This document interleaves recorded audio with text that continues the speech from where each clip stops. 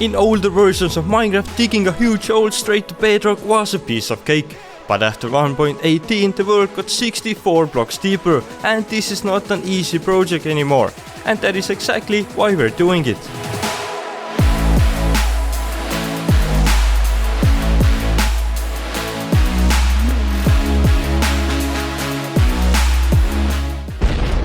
Welcome back to the survival series. We are definitely not doing it because we want to suffer, but because we want to make a perimeter in our new world. What even is a perimeter? And what for? Well, it is a big hole that is usually at least 16 by 16 chunks area, cleared straight from ground down to the bedrock. Since mobs will spawn in a 256 blocks radius around the player, the size of 16 by 16 chunks just makes mathematical sense. In the perimeter, the mobs will literally have nowhere to spawn, and you can use this for your advantage. You can build some crazy farms here, since mobs will only spawn in your farm. And if you didn't know, the lower you build a farm in Minecraft, the more mobs spawn.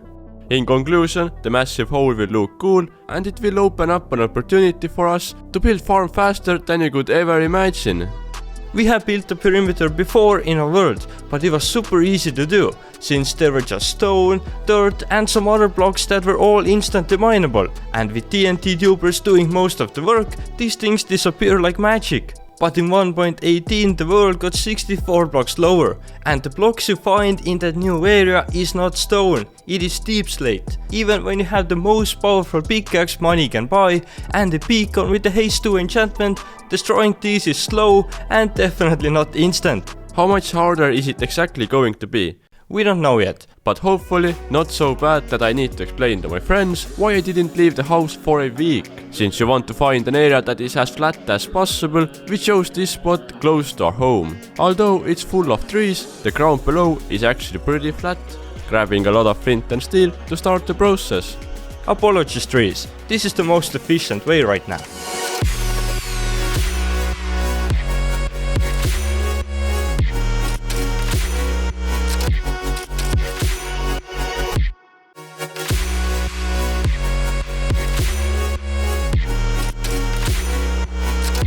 It was all going great until the weather changed and started raining. Can you believe that? It extinguished all the fire we had just created. I guess there is somebody up there trying to stop us from doing this. But you know, we got more flint and steels. After 50 minutes of non-stop tree destruction, it was pretty much all burnt down. Except we got a lot of floating bits and pieces. This will need to be removed, and the fastest way is just flying up to those, do a nice landing and destroy. Surprisingly, this took us another 30 minutes. Didn't even notice that much time passed. The ground is already pretty low, but as you know or might not know, we will be using flying machines with TNT tubers to destroy this land. And the lower we get to start this, the better. If we remove just a bit of the small mountains here, we should be able to complete this perimeter with just using one flying machine at the top and one halfway down, hopefully.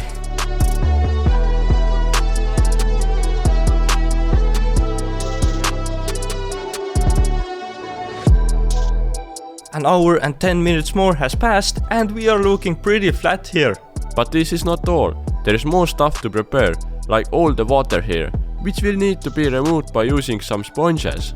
But we don't have sponges, so we went to raid some ocean monuments, and what I found out is that not all of them have a room full of sponges. So out of 4 of the monuments we raided, only 2 of them had the room full of sponges. A stack and a half of them should be enough to do the job. Going back to the project now. The easiest method to remove the water is to divide the water into 3 blocks wide areas, and then use sponges to clear out those areas. The water areas you can see at the top were pretty easy to deal with, but as we explored further down, we found some big caves that were just full of water. This means we had a lot of more work to do than we expected, which also equals a lot more time spent doing this. What stays right under our perimeter is also this huge dripstone cave. In one hand, it is great that such a big area is already clear of blocks, but then again, look at how many small water spots there are. Since there are tons of mobs hunting you down, removing all of the water spots we saw took at least an hour in the cave alone. But now, this is the progress. Got the trees removed. removed some land to make it flat, and also removed all the visible water spots we found. Total time spent to get to this point is 6 hours and 10 minutes. And we still can't start with the TNT tubers, since we have a really cool idea that we want to try. In our old perimeters we did, this is what the walls look like. As you can see, they were a mess. This is the result that you get after a lot of TNT tubers do their work. And fixing this up to be a beautiful flat wall is not an easy job to do. But we have a solution now. We need to dig out the edges of this new perimeter and just fill it with water. This prevents the walls from blowing up. Right now we only have built one beacon, so we're gonna need to build 12 more to cover this whole area with the haze 2 effect. So we can start digging down a 1 block wide tunnel all around.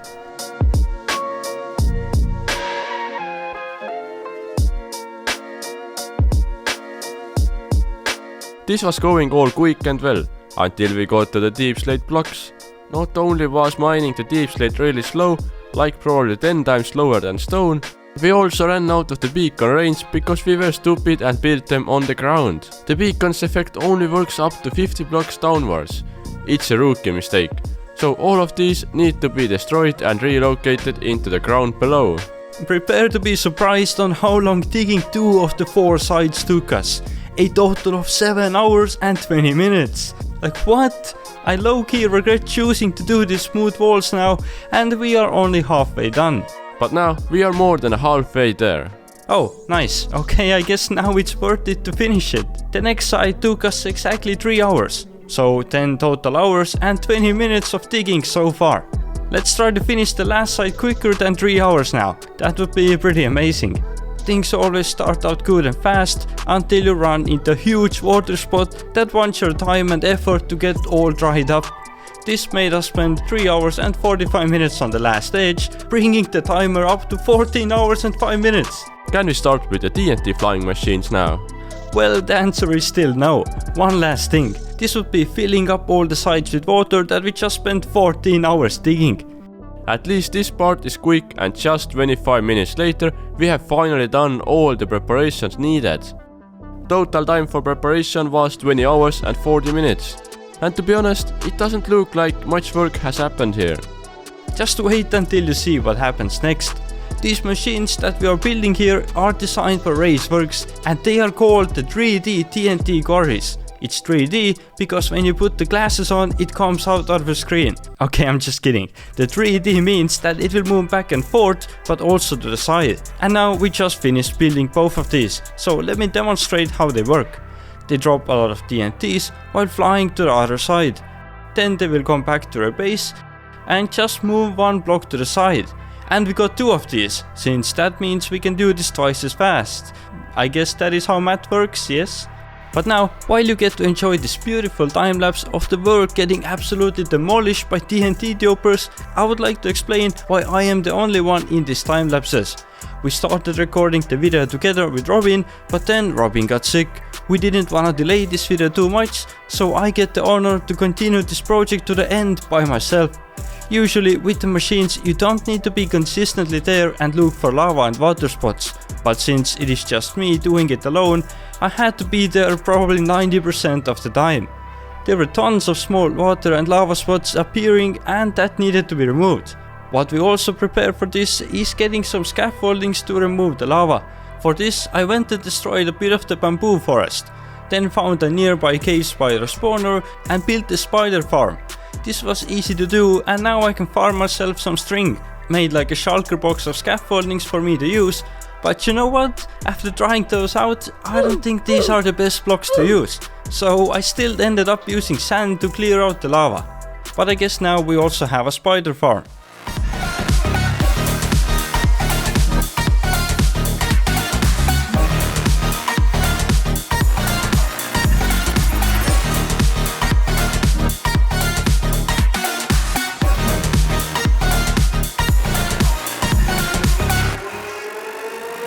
After 10 hours of letting the machines do their work and me removing all the water, the first layer is beginning to get finished real soon.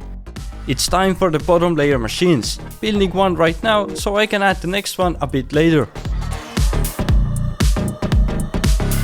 I should point out that the wall covered with the water method is working so amazingly well. They seem completely flat and probably will continue like this going down below.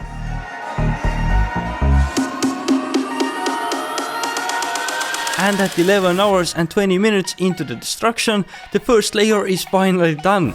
This is looking so cool and already pretty deep, but it's gonna get twice as deep as it is right now.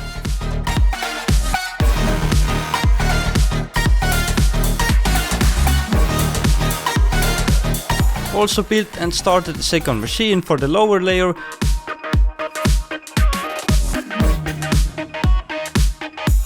And now I need to continue my work on maintaining all of this.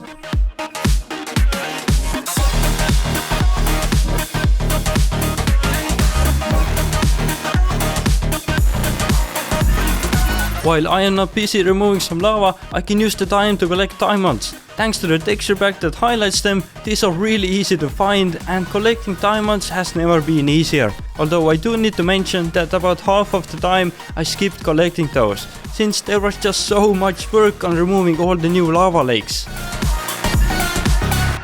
Bruh.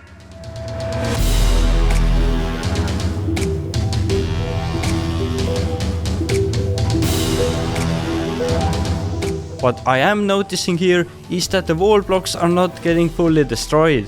That is probably because deep slate is a much stronger block and the TNT is not exactly going to the walls. This means there will be a bit of extra work. So I went to designing a new simple TNT duper flying machine that will run right along the walls, and got a good design. At least I think it's a good one.